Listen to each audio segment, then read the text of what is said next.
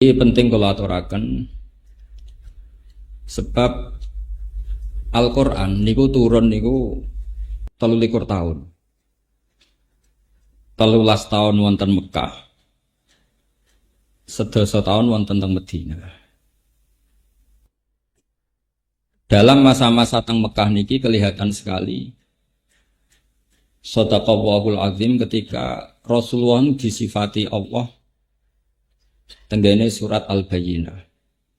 Gini iku Allah nyebut wong-wong kafir, cek niku ahli kitab, cek wong kafir Yahudi, Nasrani, napa tiyang kafir Mekah. Niku dawuh pangeran, lam yakunil ladzina kafaru min ahlil kitab wal musyrikin munfakkina hatta ta'tiyahumul bayyinah. Bayyinah niku sinten rasulum minallah yatslu suhufam mutahharah. Niki cukup diperhatosaken sangat. Sebuah nopo nggih kawasan atau kawasan apa saja itu mesti ada dua, ada kawasan fisik misalnya geografis Mekah, ada kawasan kultural yaitu cara berpikir orang kafir Mekah itu sederhana. Jadi kalau urusan itu banyak, itu Tuhannya harus banyak. Wong urusannya banyak kok Tuhannya sedikit, itu tidak cukup. Sehingga cara berpikir mereka ketika Rasulullah mengajak ke Tuhan satu, kata mereka, aja'alal alihata ilaha wahida inna hadza lasyai'un ujab. Masa urusan banyak Tuhannya satu itu aneh. Jadi menurut mereka Tuhan satu itu yang aneh. Bukan Tuhan banyak yang aneh, tapi Tuhan satu itu yang aneh. Dan mereka yakin seyakin-yakinnya itu cara berpikir yang benar. Sampai mereka mengatakan tadi, aja'alal alihata, aja'ala noto gawe sapa Muhammad, al alihata ing pira-pira pangeran, digawe ilahan ing pangeran wahidan sing muk sitok. Inna hadza satamne iki, maksudnya ja'alul alihati ilaha wahida iku la syai'un ujab, sesuatu sing aneh. Nabi dengar itu, Nabi tahu dikomplain seperti itu, tapi Nabi dengan teladan. Kemudian bikin satu tamsil. Tamsil itu logika analogis, ya. Logika yang pakai perbandingan yang gampang. Itu tamsil. Dan itu yang dipakai Quran berkali-kali disebut watil kal amsalu nadribuha linnas. Kemudian Nabi cerita di depan umum. Ini perlu dicatat. Tradisi Nabi itu kalau menjelaskan sesuatu itu di depan umum. Dulu di Safa. Safa itu gunung dekat rumah Rasulullah. Beliau kalau mau menjelaskan ilmu itu naik Safa terus beliau menjelaskan. Kata Rasulullah, wahai penduduk Mekah, kalau kalian jadi pembantu, kemudian majikan Anda itu banyak. Semuanya meretangkan Anda, ngatur-ngatur Anda, dan semuanya tersinggung kalau perintahnya nggak dilakukan. Senang mana kalau kamu punya majikan hanya satu, perintahnya tunggal, jelas. Terus kata mereka, tentu Muhammad saya milih punya majikan satu. Kalau majikannya banyak repot. Disuruh orang satu aja repot, apalagi disuruh orang apa? Banyak. Capek Muhammad. Terus Nabi menjelaskan, Tuhan kamu itu majikan kamu, yang menciptakan kamu, yang menciptakan langit bumi. Kalau Tuhan banyak, nanti perintahnya banyak. Seleranya beda-beda, pusing kamu. Oh ya Mat, oke Tuhan satu saja. Ini kearifan. Sehingga ini yang disebut Darabawu mathalan rajulan fihi syuraka umutasyakisuna wa rajulan salamal lirrajul. Hal yastawiya ni masalah. Kata Allah, alhamdulillah. Jadi di ayat itu disebut alhamdulillah. Allah bikin satu perumpamaan. Ada seorang lelaki punya majikan banyak. Fihi syuraka umutasyakisun. Punya majikan banyak. Dan satu lagi pembantu warojulan salamal lirojul. Satu lelaki punya satu majikan. Nasibnya enak mana? Mereka sepakat enak satu orang punya majikan satu. Kata Allah, alhamdulillah. Mereka sadar. Ini penting sekali saya utarakan karena sekarang banyak orang yang menekuni ulumul Quran karena kita tidak sempurna, tapi kemudian tidak bisa semua. Itu tidak bagus. Saya dulu ngaji Quran sama bapak. Kemudian saya pernah di Damaran beberapa bulan, termasuk dulu saya pernah ngaji di sini tapi belum ada pondok, bajak dari Damaran karena itu pondoknya buyut saya. Jadi saya ini turunan Kiai Damaran. Buyut saya itu turunan pondok gambaran belakang menara. Tapi yang saya paling prinsip wasiat bapak, pesan bapak itu, saya kalau manggil mang bapak, jangan sampai ada ilmu itu tidak detail. Karena musuh kita itu menyerang Islam itu lewat ilmu yang detail, lewat serangan yang detail. Sehingga kita butuh ilmu yang detail yang bisa mengalahkan argumentasi mereka. Yang kata Allah diistilahkan bal naqdhifu bil haqqi 'alal batil. Normalnya itu fayadmahu fa idza huwa zahir. Sesuatu kalau hak betul, itu kalau ketemu barang batil, mesti batilnya itu hancur, bukan sekedar kalah, hancur. Jadi damagho itu kalau di kamus itu halakut dimag, otaknya itu hancur berserakan, itu damagho. Jadi kekuatan barang hak itu kalau mematahkan kebatilan itu batilnya sampai hancur seotak-otaknya, seakar-akar. Sehingga saya termasuk orang yang optimis kalau ada sekolah perbandingan agama. Di Jogja saya ngajar lama sekali dan sebagian mereka cerita Bapak nanti di Jogja ada sekolah perbandingan agama. Menurut Anda gimana? Kata saya itu bagus. Yang penting jangan neliti Islam, tapi jangan neliti orang Islam, tapi neliti Islam. Kalau orang Islam kan bulat. Di Indonesia kalau ada copet ketangkep ya orang Islam. Yang ketangkep KPK ya orang Islam. Karena ya Indonesia mayoritas Muslim. Tapi kalau yang diteliti Islamnya, Islam mengharamkan zina, mengharamkan korupsi, mengharamkan ini itu. Nah contoh studi kasus misalnya begini. Ini contoh paling gampang. Jadi ciri utama kebenaran itu kalau mengalahkan barang hak, barang batil itu fayad mahu, hancur betul. Misalnya gini, ini contoh paling mudah. Kata Allah, firman Allah itu mal masih ibnu Maryam illa rasul qad khalas min qablihi rusul wa ummuhu siddiqah kana yaqulani ta'am. Isa dan Maryam itu doyan mangan. Gitu. Tuhan itu sederhana sekali kalau nyifati Isa dan kenapa kamu Tuhan kan Isa dan Maryam itu doyan mangan gitu. Coba kamu teruskan misalnya dalam logika keseharian. Kang aku ini alhamdulillah didolani pangeran Kang, pangerane lesu tak kei mangan terus sehat. Naif enggak kira-kira logika seperti itu? Wah itu mesti orang yang menuhankan Yesus itu tuntas. Karena apa kerennya punya Tuhan yang pemenang nak mangane utang itu kan malah kacau.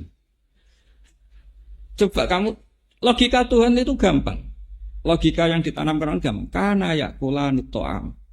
Isa dan ibunya itu makan-makan. Sekarang logikanya ketemu akal enggak, nalar enggak. Misalnya kamu punya Tuhan terus kamu cerita. Alhamdulillah so hormat pangeran, dia tak dolan gonku lesu, bareng tak keimangan sehat. Coba itu faya demahuhu, faida huwa zahid. Ini kebatilan pasti damago itu hancur lebur. Itu pasti, bukan mungkin tapi pasti. Apalagi belum kena anekdot yang orang-orang bulat tapi baik. Bulet. Ya kadang orang bulat itu baik. Karena Islam itu kadang butuh orang bulat.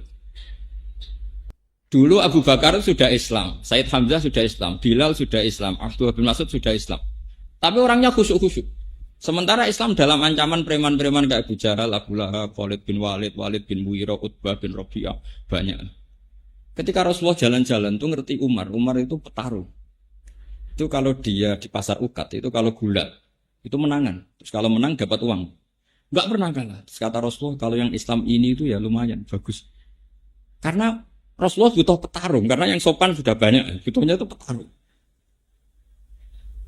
Sehingga Nabi spontan berdoa, Allahumma aizal Islam bi Umar, semoga Islam ini mulia karena Umar. Itu yang dibutuhkan tarungnya. Kalau sugih Abu Bakar, sopannya supal Bilal, tapi ini butuh petarung. Betul, 2 hari dari doa Rasulullah, Sayyidina Umar itu masuk Islam. Itu semenjak itu juga Umar itu mensweeping orang-orang kafir, ayo kalau gagu Rasulullah Muhammad tak bunuh kamu. Itu gentenannya orang kafir delik. Sebab itu sama oleh gedeng preman. Karena ya ada hikmahnya. Ya tentu nakalnya harus kamu benci, yang maksiat ya harus kamu benci. Tapi beberapa daerah itu banyak yang nggak berani bikin gereja karena ada preman-preman yang nggak siap. Kiai kena jak rekonsiliasi, kena umbet. Nyata-nyatanya kan kena. Ini Islam. Dulu ketika logika ketuhanan, kadang yang tahu itu ya orang fasik. Karena logika, saya berkali-kali ya, kalau ngaji di mana-mana saya bilang. Logika yang absolut itu hanya logika tentang tauhid. Saya ulang lagi, logika yang absolut itu hanya logika tentang apa? Ini mohon sekali dicerna. Saya ulang lagi ya. Bal naqdhifu bil haqqi 'alal batil fayadmahu fa idza huwa zahid. Sebagian ayat diredaksikan qul ja'al haqqu, kata Allah, wa ma yubdiul batil, dan barang batil itu tidak pernah muncul, wa ma yu'id, dan tidak akan kembali. Misalnya gini yang paling masyhur. Fir'aun itu ngaku sebagai Tuhan. Nabi Musa kata Musa, Tuhan itu yang menciptakan langit dan bumi. Fir'aun masih bisa menjawab. Setahu saya kalau saya jalan-jalan yang dituhankan saya. Ma'alim tulakum min ilahin huiri, kata Fir'aun. Kata Musa terus bilang gini, Tuhanku itu ada di langit. Kata Fir'aun, Haman ibni li sorqal ali abdul asbab. Masyhur ya Haman ibni li sorqal ali abdul asbab. Haman, saya bikinkan piramida yang tinggi. Saya mau melihat Tuhannya Musa. Apa betul dia punya Tuhan? Sehingga ini panjang. Kalau kesimpulan Tuhan itu siapa itu panjang. Kalau akan bikin piramida kemudian dilihat di langit. Akhirnya Musa itu ganti argumentasi. Enggak gitu. Gini aja. Yang namanya Tuhan tuh yang nuhani kamu dan nenek moyang kamu. Itu spontan di majelis itu yang iman banyak sekali. Meskipun yaktumu imana, sebagian mereka menyembunyikan imannya. Karena mereka sadar kalau Fir'aun Tuhan, lalu yang nuhani nenek moyang dia siapa? Kan Tuhannya datang terlambat. Makanya ternyata mensifati Rabbis samawati wal ardi, mensifati Tuhan itu Tuhannya langit dan bumi itu tidak meruntuhkan Fir'aun. Padahal lebih keren, Tuhannya langit dan bumi itu kan kayaknya keren, langit bumi. Tapi itu belum meruntuhkan cara berpikir Fir'aun. Tapi ketika diingatkan, Rabbukum wa Rabbu abaikumul awwalim, Tuhanmu dan yang menuhani leluhurmu. Hadirin mikir, kalau Fir'aun Tuhan, dia punya kakek, punya nenek, lalu neneknya Tuhannya siapa? Ini kan Tuhannya baru datang, terlambat. Berarti babanya tanpa Tuhan. Pangeran kok kedisian itu terus piye gitu. Lah ini namanya bal naqdhifu bil haqqi 'alal batil, pasti fayadmahu, pasti hancur. Nah, ini yang saya mohon santri-santri Al-Ghuraba serius menekuni ini. Jadi nanti ada yang menseriuskan ini, saya juga kadang-kadang disowani santri-santri sini banyak yang kuliah. Mungkin dalam banyak hal kuliah itu tidak mewakili ilmu tasawuf, tapi mewakili ilmu logika. Jadi saya mohon yang ahli pikir ya nekuni di pikir, yang ahli akhlak nekuni di akhlak, yang ahli apa nekuni di apa. Karena kita tidak pernah sempurna. Tapi saya jamin kamu cari logika yang hak. Saya ulang lagi ya, cari logika yang hak. Saya bersaksi betul Pak Mustamir ini sering derekno politiknya Mbah Mun. Dan saya muridnya Mbah Mun lama sekali. Saya disarang, saya ngajar saja 9 tahun teman pondok. Misalnya begini, ini contoh gampang. Logika politik misalnya ya, ini contoh gampang. Betapa pentingnya logika yang absolut, yang hak. Dulu Islam masuk di Selat Malaka itu Singapura, Malaysia, Indonesia, Thailand itu bareng. Di Patani, di Thailand, saya pernah ke Thailand, itu Islamnya milih Sufi, Yes Negoro PPN. Mereka Sufi. Tahu-tahu negara ini dikelola non-Muslim. Akhirnya orang Islam jadi objek, jadi subordinat, jadi objek. Mereka bikin undang-undang yang merugikan Islam dan nganggap Islam itu problem. Karena mereka penguasa ya enak saja. Islam itu subversif, Islam itu ilegal. Dikuyo-kuyo, disiksa macam-macam. Beda dengan dulu istiadatnya Wali Songo. Ketika itu masih ada Majapahit, tapi Wali Songo sudah bikin Demak Bintoro. Supaya apa? Bikin negara. Kalau bikin negara kita ini punya syaukah, bukan diatur tapi mengatur. Setidaknya kita punya kecakapan mengatur. Betul. Demak Bintoro bikin negara sehingga mulai Wali Songo sampai sekarang ada tradisi ulama punya kecakapan ngatur negara. Dulu ada Pak Nasir, ada Kiai Haji Agus Salim. Era modern ada Gus Wahid, abahnya Gus Dur, ada Gus Dur. Sekarang di Rembang ketua DPR ya putrane Mbah Mun, Gus Kamil. Bupatinya teman saya Kaji Hafid. Sehingga sekarang itu kayak tempat-tempat prostitusi dikejar-kejar oleh Satpol PP, bandar narkoba dikejar-kejar polisi. Coba kalau kita abai sama negara, kemudian yang punya syaukah kekuasaan orang-orang dolim. Jangan-jangan orang soleh yang dikejar-kejar orang dolim. Nah ini namanya logika. Logika ini harus mantap sehingga kamu ijtihad itu an ilmin. Kalau kamu nekuni politik ya an ilmin. Begitu juga misalnya kamu nekuni ingin kaya raya, nggak apa-apa, asal an ilmin, yaitu tadi. Kebayang nggak misalnya santri hafid hafal Quran, guruwe Cina. Guruwe Cina terus kadang kon goreng daging babi, kan tersiksa. Saya tuh punya temen, cerita saya, Gus saya ini ikut Cina. Itu perempuan cerita saya. Kalau nak goreng daging babi itu jera tersiksa, Gus. Tersiksa itu kalau disuruh nganter anaknya ke gereja dan di situ belajar kemusyrikan. Dia masih ingat kaidah ngaji ar-ridho bil kufri kufrun, ridho kafir itu kufur. Nah, di sini terus banyak orang Islam yang ngotot. Orang Islam kudu kaya. Enggak apa-apa asal al-inbin. Yang ingin politik ya monggo supaya ada syaukatus soleh ala zalim. Yang soleh itu yang ngatur orang apa? Zalim. Jangan yang zalim ngatur orang apa? Soleh. Begitu seterusnya dalam wilayah. Fil ilmi juga gitu. Misalnya saya lebih nekuni ilmu. Saya teruskan lagi tadi yang masalah hatta ta'tiyahumul bayyinah. Ciri utama Rasul itu adalah orang yang bisa menjadikan orang kafir itu tercerabut dari akar kekafiran. Bisa munfakin, bisa infikak, bisa mereka tercerabut dari akar kekafiran. Yaitu tadi, mereka dari punya Tuhan banyak, dijelaskan sama Nabi, kalau Tuhan kamu banyak, itu seperti kamu punya majikan banyak, perintahnya beda-beda, kalau enggak kamu turuti marah. Mau enggak kamu punya majikan banyak? Ya enggak mau Muhammad, enakan majikan satu. Itu disebut napa? Daraballahu masalan rajulan fihi napa? Syuraka'u mutasyakisuna wa rajulan salaman lirajul. Terus sudah mereka berhenti dari menuhankan Tuhan yang banyak. Lalu Allah tidak berhenti menjelaskan logika supaya itu berhenti betul. Yaitu tadi orang-orang kafir itu menyembah berhala. Berhala itu dari apa juga? Dari batu. Terus dicuci, kalau kotor dibersihkan.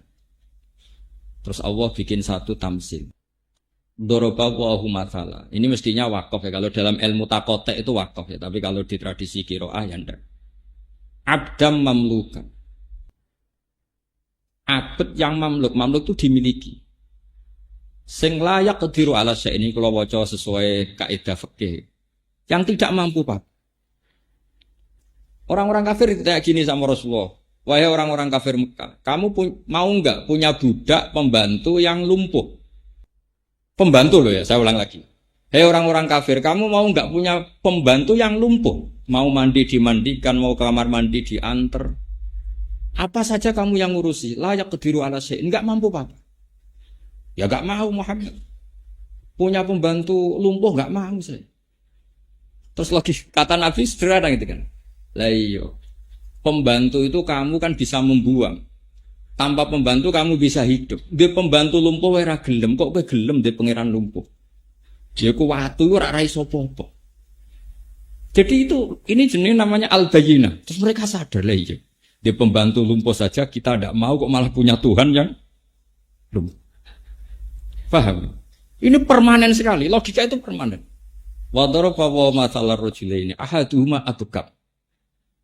La yaqdiru ala syai'in wa huwa kallun ala maula. Aina ma yuwajjihu la yaqdinu bi khair. Kamu andekan punya dua pembantu, yang satu lumpuh, enggak bisa apa-apa. Diarahkan apa saja enggak bisa. Aina ma yuwajjihu la yaqdinu bi khair. Enggak bisa mendatangkan kebaikan. Terus mereka bilang, enggak mau Muhammad. Lah iya pembantu sing ora penting wae nak lumpuh ora gelem kok kowe pangeran zat paling penting di kehidupan Anda. Kemudian pangeran Anda ini sesuatu yang lumpuh. Berhala itu kan lumpuh tidak bisa. Nah ini namanya bayyinah. Perlahan-pelan akhirnya orang Mekah semuanya Islam. Yang enggak Islam dianggap orang sing layak kilun dalam bahasa Quran. Tidak punya akal, tidak bisa mikir. Nah ini pentingnya logika. Saya mohon sekali anak-anak huruf baru. Entah berapa kadarnya, kita harus belajar. Saya yakin kalau Anda di sini belajar makhraj selesai, mungkin belajar tahfidz selesai. Tapi Quran itu punya sisi-sisi yang dijelaskan sendiri oleh Quran, dimaklumatkan sendiri oleh Quran, yaitu lihat baru ayat. Dan Quran memaklumatkan dirinya, pasti ja'al haqqu wa zahaqal batil. Ketika barang hak datang, pasti barang batil itu sirna. Ini penting saya jelaskan karena kalau Quran sudah sampai seperti ini jadi solusi. Jadi solusi minal fitan, kata Rasulullah. Ketika cerita fitan, terus kata Sidina Ali, wamal makhruju minha ya Rasulullah. Lalu untuk keluar dari fitnah itu apa? Jawabnya Nabi, kitabuh. Yaitu kamu harus belajar apa? Kitabuh. Tentu belajar yang seperti saya utarakan. Setelah belajar makhraj, tasfid, Kamu belajar tafsir yang seperti saya jelaskan. Makanya saya tadi cerita, saya singgung sedikit. Saya pernah digugat oleh seorang dosen karena saya sering baca hadis sahih, saya sering ngajar hadis sahih. Di hadis sahih itu ada cerita begini. Mangqala la ilaha illallah dakhalal apa? Jannah. Di situ ada kata-kata wa in zana wa in saraq. Meskipun pernah zina, pernah maling. Kata si dosen tadi, Pak Bah, ini kan seakan-akan Islam melegalkan zina. Kok yang melafadzkan la ilaha illallah tetap masuk surga meskipun pernah zina? Saya bilang gini, kamu itu tidak pernah ngaji gitu. Harus tanya yang pernah ngaji. Terus maksudnya gimana Pak? Terus tak jelaskan. Kebenaran Allah Tuhan itu kebenaran yang absolut. Kebenaran yang nggak bisa diganggu gugat oleh perilaku sosial. Misalnya begini, Anda seorang profesor, Anda seorang dosen, Anda seorang rektor. Kalau ditanya 1 tambah 1 berapa? Mesti jawab 2. Lonte ya jawab 2. Copet ya jawab 2. Jangan karena kamu rektor atau profesor ada lonte jawab 2 terus kamu bilang 4 supaya beda dengan lonte. Tidak bisa. Kebenaran absolut siapapun kalau yang mengatakan pasti sama. Orang kudus yang paling bodoh ya la ilaha illallah. Orang Islam paling awam tukang manol ya la ilaha illallah. Rektor Al-Azhar ya. Karena kebenaran bahwa Allah Tuhan ini kebenaran yang absolut. Yang mengatakan siapa saja harus kita terima dan harus kita benarkan. Itu maknanya Nabi wa in zana wa in saraq. Bukan melegalkan zina, tapi kebenaran ini begitu absolut sehingga yang zina pun kalau mengatakan harus kita benarkan. Kayak orang yang pernah zina, pernah maling bilang 1 tambah 1 2, benar apa salah? Benar. Rektor ya bilang 2, presiden bilang 2. Pak Jokowi ya bilang 2, Pak Prabowo ya bilang 2 meskipun musuhnya. Karena ini kebenaran absolut. Nah, kebenaran tauhid adalah kebenaran yang absolut. Sehingga Nabi mengatakan mangqala la ilaha illallah dakhalal jannah wa in zana wa in saraq. Ini bukan melegalkan zina tapi menunjukkan betapa absolutnya kebenaran la ilaha. Kata Imam Tobari, tafsir Tobari itu bilang begini. Nah, Al-Qur'an itu kebenaran yang absolut sehingga Quran pun bisa difahami orang kafir. Saman jangan kaget. Quran itu bisa difahami orang kafir. Alasannya Imam Tobari. Padahal ajallut tafasir indana itu tafsir Tobari. Sebelum ada tafsir Suyuti, tafsir Ibnu Katsir, tafsir senior itu tafsir apa? Tobari. Ajallut tafasir. Lam yusonna fil Islam mislu. Enggak ada tafsir sebaik tafsir Tobari. Itu masyhur itu. Karena begini kata Imam Tobari. Allah itu pertama nurunkan Quran itu mukhatabnya itu orang Islam apa orang kafir? Enggak, jawab saja. Orang kafir karena pas itu orang Islam belum ada. Belum ada santri Kudus, belum ada santri Rembang, belum ada. Yang ada orang kafir. Makanya ada Quran yang qul ya ayyuhal kafirun. Memang adanya orang kafir. Gimana? Qul ya ayyuhal kafir. Setiap khitab itu ya sampean kalau ngaji tafsir Jalalain ya Ibn Nas ya kufaro Makkah. Tapi Quran ini dengan logika hak yang absolut. Orang kafir pun tuh mikir. Ya saya ulang lagi. Orang kafir pun kalau didawi Allah itu mikir.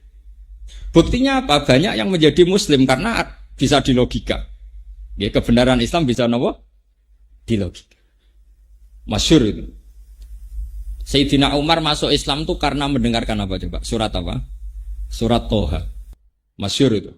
Sayyidina Umar itu mau nyari Rasulullah, mau dibunuh. Terus ketemu orang, Umar kamu mau kemana? Saya mau nyari Muhammad, mau saya bunuh. Karena dia soba'ah. Soba'ah itu keluar dari tradisi kita. Umar kok repot-repot golek Muhammad. Adikmu dewe saiki wis soba'at. Adiknya itu perempuan. Dicarilah adiknya. Pas dicari adiknya, ternyata adiknya itu sedang belajar Quran sama suaminya. Pas itu belajar surat Toha. Pas kertas itu mau diminta, kata adiknya, kamu itu kafir, musyrik. Kamu harus mandi dulu. Ya mau mandi dulu terus coba baca dibaca. Toha ma anzalna 'alaikal qur'ana litashqa illa tadhkiratan liman yakhsha. Itu nangis ya dia masih kafir. Enggak mungkin yang seperti ini dikarang manusia. Paham enggak dia? Masih kafir enggak? Ini saya berikan contoh. Walid bin Mughirah itu musuh bersanya Rasulullah. Mughirah juga musuhnya Walid, Utbah, Syaibah itu semuanya musuhnya Nabi. Itu mereka menyewa orang-orang yang ahli balaghah untuk menandingi Quran karena mereka enggak sanggup padahal mereka ahli balaghah. Sehingga mereka disewa. Kamu saya sewa supaya komentar buruk tentang Quran. Oke, jadi. Setelah Rasulullah ngaji, Nabi itu biasanya kalau mau ngaji itu di dekat Ka'bah. Ada Walid, ada Utbah, ada Syaibah, ada beberapa orang kafir banyak. Ketika Nabi datang, Muhammad, apa yang kamu bawa? Terus Nabi baca Hamim yang Fusilat itu. Ketika baca Hamim Fusilat itu mereka terdiam semua. Setelah terdiam semua sampai Nabi baca itu lama sekali sampai apa? Fa'inistak baru sampai saat terusnya. Kalau saya memberikan kamu dan kamu menolak, maka anggartukum so'ikotam misla so'ikoti adi wa thamud, kata Nabi. Jika kamu saya peringatkan kok menolak, maka kamu akan saya beri peringatan. Anggartukum so'ikotam misla so'ikoti adi wa thamud. Itu Walid, semua keluarga Nabi yang masih kafir itu langsung mendekati Rasulullah. Nasyattu kaya Muhammad bin Rahim. Saya mohon sekali atas nama Rahim, jangan teruskan ayat itu. Nanti kita kena azab kayak kaum Ad dan Samud. Kafir mereka. Takut sama ancamannya. Oh, itu kan aneh, mereka minta sendiri, berdebat terbuka, tapi setelah dibacakan nggak bisa menyaingi. Singkat cerita, lama-lama mereka nyewa orang, namanya itu Musailama Al-Kadzab. Dan baca Musailimah, pokoknya bangsa Musailama Al-Kadzab. Disewa. Disuruh ngarang Quran. Setelah ngarang, ya misalnya ngarang nadiri wadhariyati dharwa fal hamilati wiqra fal jariyati isra. Dia nyandingin itu lucu. Wazariati zar'a wal hasidati hasda fattokhinati tohna, terus fal khobizati khubza. Jadi wazariat demi perempuan-perempuan sing nandur, terus wal hasidat demi perempuan-perempuan sing kok sing manen. Setelah dipanen itu wal khobizat demi perempuan-perempuan yang bikin roti. Setelah itu wattomiat demi perempuan-perempuan yang makan. Itu yang nyewa saja kecil. Iku omongan opo? Lalu kualitasnya di mana? Yang nyewa saja janggal. Padahal diberi paket. Ini Alam Nasroh. Saingi. Dia bilang ad-difda upad-difda wa ma adroka mad-difda. Surat Fil disaingi. Al-filu mal-fil wa ma adroka mal-fil lahu khurtumun tawil wa dhil. Itu yang nyewa saja janggal. Lalu setelah kita tahu gajah itu apa, hebatnya di mana? Beda dengan Quran. Quran itu kalau cerita balaghahnya mutu, kualitas kesejarahnya yang mutu dengan lafadz yang mutu. Misalnya alam taro kaifa fa'ala rabbuka bi ashabil fil. Apa kamu tidak melihat bagaimana Tuhan memperlakukan ashabil fil? Itu ada nilai kesejarahannya. Rasulullah itu lahir di tahun gajah. Ini kalau tak cerita sebentar. Sehingga Rasulullah itu orang-orang yang zaman itu, yang sepuh-sepuh itu menyaksikan. Kalau tak cerita sedikit biar sampean kenapa dimulai dari alam taro. Apakah kamu tidak melihat? Abraha itu raja Yaman. Bikin Ka'bah tandingan. Karena Ka'bah itu prospek secara ekonomi. Ya, sampai sekarang makanya banyak orang menjual Ka'bah. Mulai dulu Ka'bah itu dihitung secara prospek secara ekonomi. Sehingga Raja Habasyah itu bikin Ka'bah tandingan. Sehingga cerita orang Quraisy yang masih kafir, tapi yang menghormati Ka'bah di sini, terus gak terima, terus ingin menghancurkan Ka'bah. Sehingga cerita si Abraha ini naik kuda, naik apa? Gajah, paling besar. Semuanya pakai gajah. Setelah masuk daerah Mekah di Muhassar itu, Wadi Muhassar itu nemuin Abdul Muthalib. Ketika ketemu Abdul Muthalib, karena Abdul Muthalib mbahnya Nabi dan masih punya nurun nubuwah, itu Abraha itu kata Abraha gini, anta sayyidu hadal wadi, kamu bosnya di sini ya, kata Abdul Muthalib. Dan semua onta itu disita. Terus kata Abdul Muthalib itu lucu, Abdul Muthalib itu orangnya rileks, mbahnya Nabi itu orangnya rileks, ganteng tapi rileks. Saya kalau kamu duduk dekat saya di singgasana, umat saya pasti tidak terima. Tapi kalau saya duduk di atas kamu, saya tidak berani. Itu karena ada nurun nubuwah, ada nurnya Rasulullah, mbahnya Nabi. Akhirnya Abraha duduk di bawah sama Abdul Muthalib. Kamu maunya apa? Kata Abdul Muthalib, itu loh, onta yang kamu tawan itu kembalikan ke saya. Terus diguyu-guyu sama Abraha. Saya itu gedun hormat sama kamu. Satu Mekah itu hormatnya sama Ka'bah. Hartanya dikasihkan saya, yang penting saya tidak merobohkan Ka'bah. Ini kamu yang katanya ketua, malah yang kamu pikir entah kamu sendiri, gak mikir. Jadi kadang orang rileks itu tauhidnya lebih besar. Kata Abdul Muthalib itu lucu, jawabnya gini. Inna lihadzal baiti rabban hamahu. Loh, onta itu milik saya, makanya yang penting onta. Kalau Ka'bah itu ada yang punya, pasti dilindungi yang punya, itu udah urusan saya. Nah itu tauhidnya Abdul Muthalib. Inna lihadzal baiti rabban hamahu. Itu saya tidak ikut punya, itu miliknya Allah. Pasti dilindungi, yang penting onta kembalikan. Akhirnya ya oke kalau dikembalikan.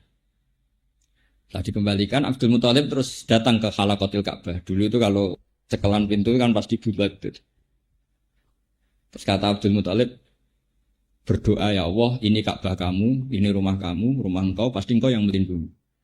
Setelah itu bilang ke kaumnya, wahai kaumku, ayo ke gunung. Melihat apa yang nanti dilakukan Allah. Ya terus ke gunung. Setelah ke gunung, pasukan Abraham mau menghancurkan Ka'bah, datanglah burung apa? Ababil. Sehingga disebut alam taro kaifa fa'ala rabbuka bi ashabil. Apa kamu tidak melihat peristiwa ketika Allah mengutus Ababil menghancurkan Ashabil Fil? Artinya kalimatnya, notnya jelas, qafiyahnya jelas, kualitas bahasanya jelas, kesejarahnya jelas. Sehingga kualitas alam taroki fa'ala rabbuka bi ashabil fil gak bisa disaingi dengan al-filu mal-fil wa ma adroka mal-fil lahu khurtumun tawil wa dhailuhu qasir. Kamu tahu gajah. Gajah itu gerangan apa gajah? Yang belalainya panjang, yang buntutnya yang nyewa saja kecewa. Yang nyewa itu kecewa. Dulah, gak usah bayar, gendeng. Nah itu yang disebut di Quran, innahu fakkar wa qaddar fakutila kaifa qaddar, summa qutila kaifa qaddar, summa nazar, summa abasa wa basa. Mereka itu berpikir keras bagaimana cara mereka ngomentari Quran. Innahu fakkar wa qaddar. Tak komentari piye Quran. Di akal piye ora iso. Sampai summa nazar, mereka berpikir lagi. Nazar itu maknanya berpikir. Bareng ra ketemu, summa abasa. Abasa itu merengut. Basaro ya merengut. Jadi abasa itu merengut. Basar yang disuruh ngorder saja lama sekali. Karena memang enggak mendapatkan celah kekurangan. Makanya saya mohon sekali, kalau saya tadi kan bilang al-bayyinah. Jadi kalau jenengan ngaji Pak Mustamir, kok misalnya beliau sakta, ya sama harus ikut sakta. Meskipun tidak tahu ilmunya. Tapi setelah itu kamu harus belajar, kenapa sih harus sakta. Andai kan nggak ada sakta, maka Quran itu kualitas balaghahnya itu drop turun. Mungkin nggak mutu. Misalnya begini, contoh saya sering mencontohkan. Tentu kita pertama terima saja dari guru. Misalnya fa'idhahu min al-jidasi ila rabbi man sinur, qalu ya wailana mempa'asana mimmar qadina atau sakta hadza ma wa'adar rahman. Ketika orang-orang kafir ini bangun dari kuburan, itu mereka tanya, mempa'asana mimmar qadina, siapa sih yang bangkitkan kita dari tidur kita? Tentu yang ngomong ini qail yang sa'il, mustafid. Terus hadza ma wa'adar rahman adalah malaikat yang menjawab, yang membangunkan kamu adalah Allah yang Rahman. Berarti qailul awal adalah orang kafir yang bangun dari kubur. Yang qail maqalah saniyah adalah malaikat yang menjawab. Berhubung qailnya beda, ditaktek, diputus pakai sakta. Paham? Coba andaikan enggak kamu sakta, mamba'tsana mimar qadina hadza kan kacau. Sapa sing nangekno aku, sing nangekno pangeran kan ngomong-ngomong dhewe dijawab-jawab. Oh itu kan kacau. Meskipun kamu enggak perlu tahu ilmunya sakta, pokoknya nurut sih. Sama seperti di awal surat Kahfi.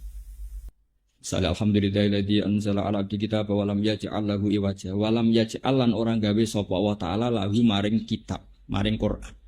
Ora digawe iwajan ing bengkok. Qayiman yo ora digawe jejeg. Kacau enggak? Kalau kamu baca langsung. Quran yo ora bengkok, yo ora jejeg. Mau kafir halus. Tapi dengan tradisi sakta itu kelihatan. Walam yaj'alan orang gawe sapa Allah lahu maring Quran. Orang gawe iwajan ing bengkok madhek. Ora bengkok iku maknane qayyimah. Maksudnya ora bengkok maknane apa? Justru dengan sakta ini qayyiman itu natijah dari tidak iwijat, tidak iwat, itu artinya apa? Qayyimah. Artinya apa? Barokah. Jadi semua pilihan-pilihan wakaf lazim, wakaf kopi itu pilihan-pilihan yang itu menunjukkan kualitas Al-Quran. Sehingga menurut saya kalau setelah hafid saya mohon sekali ada teman-teman yang meneliti wakaf. Seperti Dawi Ibnul Jazari itu wa ba'da tajwidi kalil hurufi la budda min ma'rifatil wukufi. Setelah kamu tajwidnya lolos, kamu harus tahu wakaf.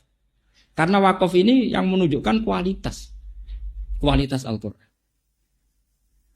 Kenapa demikian? Karena tadi misalnya memba'atsana mim marqadina, siapa sih yang membangunkan kami? Terus Allah menjawab lewat malaikat, hadza ma wa'adar. Sekarang kan berarti makalah ula qailnya beda, makalah sani qailnya beda. Supaya kelihatan beda, dekat dipotong lewat apa? Sakta. Jadi sakta itu tidak main-main. Bisa ulang lagi, sakta itu tidak main-main. Makanya ada ulama mengatakan sebetulnya takotiul Quran, makoteknya itu ada ratusan. Cuma Imam Asim menamakan yang 4 itu sakta. Sebetulnya masih banyak lagi. Cuma mungkin kadang dinamakan wakaf. Karena ini urusan riwayat. Pun kembali lagi ke Al-Bayyinah. Nanti saya mohon sekali. Sampai kalau senang Quran betul. Itu harus berlatih Bayyinah tadi. Hatta ta'tiyahumul bayyinah. Terus Rasulun minallah yatslu suhufan. Kata Imam Ibnu Hajar Al-Asqalani dalam Syarah Bukhari, Allah itu sudah berso kalau nasibnya Quran nanti itu di mushaf. Karena secerdas-cerdasnya orang pasti punya lupa. Dan kalau lupa orang pasti kembali ke mushaf. Sehingga Rasulullah disifati Rasul itu adalah orang yang membaca mushaf. Rasulun minallah yatslu suhufan. Suhufan itu kalau diisimkan maf'ul jadi mushaf. Sohifa, sohif, fahuwa nawa, wadhaka nawa, mushaf. Nah mushaf ini kemudian era Abu Bakar, Umar dikumpulkan dengan ketua tim namanya Ubay bin Ka'ab, ada Zaid bin Sabit. Kemudian mushaf ini ditulis dengan standar Rasul Usmani. Ini yang mulai aneh. Kenapa pakai Rasul Usmani? Karena lugat Quraisy itu aneh. Lugat Quraisy itu tidak bisa ngomong Hamzah. Jadi orang Quraisy itu tidak bisa ngomong Hamzah. Orang Tamim senengannya Hamzah. Sehingga orang Quraisy itu kalau ngomong, misalnya seperti qiraah kita, alladzina takhudhu dinahum huzuwan, itu pakai huzuan, pakai wawu. Padahal enggak ada di bahasa Arab. Huzuan itu enggak ada. Yang ada itu hazaa, yahza'u, hus'an. Makanya dalam qiraah apa hus'an, huzu'a. Yang ada itu mahmus apa? Lam. Sama, walam yakullahu kufuwan ahad. Kufuwan itu enggak ada dalam bahasa Arab. Hanya adanya di bahasa Quraisy. Bahasa Arab itu yang ada kuf'an, pakai hamzah. Saman kalau ngaji fikih, kitabul akifah, babul kuf'i, pakai hamzah. Sehingga selain Asim bacanya ya kuf'an, kufu'an, karena memang itu bahasa Arab. Tapi bahasa Quraisy, kufu'an, hamzahnya gede wawu. Makanya ini juga harus ada yang neliti. Saya ulang lagi, ilmu ini juga harus ada yang neliti. Disebut ilmu Rasul Usmani. Sehingga misalnya Imam Nafi' karena dia orang Madinah, enggak pati dekat sama suku Quraisy. Kalau bacanya wan nabiin, ya ayuhan nabiu. Karena memang nabi adalah orang yang menceritakan perintah Allah. Disebut nabiun, wong sing cerita. Nabi ibadi anni annal ghafurur rahim. Nabi critakno sira. Saiki tak sampean tak takoki sing maknane cerita iku nabiyun apa nabiun? Nabiun pakai hamzah. Amma yatasaalun anin nabail adzim. Mestinya isim fa'ile yo nabiun, wong sing cerita. Imam Nafi' baca nabiun karena dia orang Madinah, dia ada orang Quraisy. Tapi Rasulullah orang Quraisy itu enggak mau baca apa? Hamzah. Akhirnya dibaca ya ayyuhan nabiyyu wan nabiyyin, bukan wan nabiyyin. Ini penting saya utarakan, jika nanti kalau ada orang-orang orientalis yang menyoal, kenapa sih Quran pakai ya, pakai wawu, padahal itu hamzah. Itu lughatu Quraisyin. Orang Quraisy itu enggak bisa melafadzkan apa? Hamzah. Makanya huzwa, buatan huzuan, saya sampean tasrif. Padahal kalau fi'il, Imam Asim itu uniknya, kalau fi'il itu dibaca dengan hamzah. Allahu yastahzi'u bihim. Makanya ada saja qiraah asing yastahzi bihim. Nah, tapi orang Quraisy itu karena tokoh-tokoh besar menang. Sampai ada iqlal. Sampai saya iqlal misalnya. Amana yu'minu imanan fahuwa mu'min coba. Amana asluhu a'mana. Ala wasni af'ala. Ubdilat alhamzatu saniyah alifan limujanazatnya fasara amana. Coba yu'minu. Ya sama. Makanya ada qiraah yuminu karena tadi orang Quraisy enggak mau yuminu, maunya yuminu. Lah lucunya kalau imanan harusnya kan amana yuminu imanan, diiklal iman. Makanya kalau ada qiraah mesti ya hamzah itu dibaca 2 kali. Misalnya qul ara'aytum ma tad'una min dunillah aruni madza khalaqum minal ardi am lahum syirkun fis samawati tuni. Kalau fis samawat itu nih karena logikanya ikti kan gitu ya. Ikti hamzah, saya ulang lagi ikti itu hamzah. Kemudian ada kasroh sebelum hamzah untuk limunasabatil kasroh hamzah diganti apa? Ya akhirnya itu nih, paham ya? Itu normal. Jadi meskipun kalau kamu latihan sabah, pokoknya anut guru. Saya ulang lagi, pokoknya anut guru. Tapi kita yang belajar ilal itu normal, kenapa? Normal secara kesejarahan, normal. Buktinya tadi, kenapa ikti diganti iti? Karena ada kasroh. Kasroh itu menuntut ya. Makanya ikti jadi apa? Itu nih sama. Akmana yu'minu ikmanan. Terus diganti apa? Imanan. Karena apa? Ada kasroh, berarti munasabahnya apa? Ya. Ini penting saya utarakan. Sehingga nanti orang-orang barat mau nyoal Quran dari segi makna yang nggak bisa, dari segi lughat juga nggak bisa, dari segi Rasm Utsmani juga nggak bisa. Khawatir saya itu punya tulisan tentang Rasm Utsmani. Di antara guru-guru saya yang saya beri tentu Mbah Mun, keluarga Yambu ya saya kasih, termasuk Pak Mustamir ya saya aturi. Kenapa belum terjual di pasar? Saya itu masih belum ingin tuh terjual di pasar. Entah kalau suatu nanti ya. Yang penting tuh saya mentarbiyah. Beberapa teman yang seneng nekuni itu tahu. Karena Quran sing jame ini sebagian cara Allah menjaga itu lewat mushaf. Disebut Rasm Utsmani karena Allah mensifati Rasulun minallah yatslu suhufam. Terus kedua contoh itu lasta alihim bimusaitir. Itu di bahasa Arab, saitoro itu udah ada yang pakai sot. Sampai cari munjid, cari kamus Marbawi, cari kamus apa aja nggak ada bahasa Arab saitoro itu. Yang ada itu saitoro pakai sin. Imam Asim tahu itu karena beliau orang alim. Tapi riwayat gurunya baca sot. Makanya terus akhirnya ditulis sot atasnya sin. Kalau nggak terbaca ditulis sin di bawahnya. Wawaw yabidu wayab sutu ditulis sot atasnya dikasih sin. Kalau yang nggak terbaca sinnya di bawah sot. Karena Imam Asim tahu ini masalah. Cara bahasa itu masalah. Tapi secara riwayat harus seperti itu. Makanya tengah-tengah ditulis sot dikasih apa? Sin. Kalau sinnya terbaca diletakkan di atas. Kalau nggak terbaca diletakkan di bawah. Itu ilmu yang jelimet tapi harus ada yang jaga. Saya termasuk orang yang menekuni itu. Bukan apa-apa karena ini balaghah. Jadi nanti orang mengkritik Quran itu tidak punya tempat. Kok zaman sampeyan Rasulullah zaman Sugeng itu yang ngeritik Quran itu ya banyak.